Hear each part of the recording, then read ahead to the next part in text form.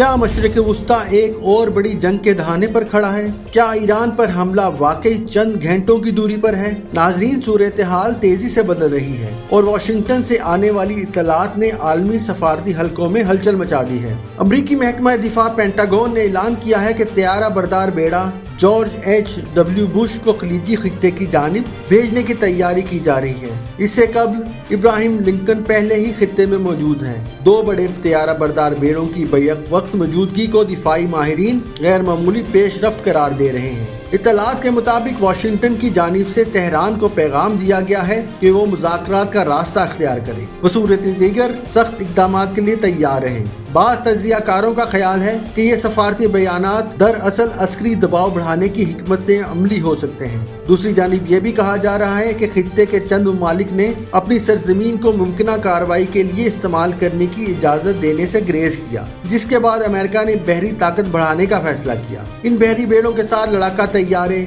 Missile बरदार जंगी जहाज और आबदोजें भी तैनात होती हैं, जो किसी भी मुमकिना कार्रवाई में अहम किरदार अदा कर सकती हैं। ताहम अभी तक किसी बाज़ाब्ता हमले का ऐलान नहीं किया गया और सूरत हाल सफारती और अस्करी बयानात तक महदूद है। सवाल ये है, क्या ये महज ताकत का मुजाहिरा है या वाकई कोई बड़ा कदम उठाया जा सकता है? क्या मुज़ाकरात किसी मुमकिना तसादुम को रोक पाएंगे या खित्ता एक नए बुरान की तरफ बढ़ रहा है? आने वाले दिन फैसला कुन साबित हो सकते हैं। हालात पर गहरी नजर रखना जरूरी है, क्योंकि हर बयान और हर पेशरफ्त आलमी सियासत का रुख बदल सकती है।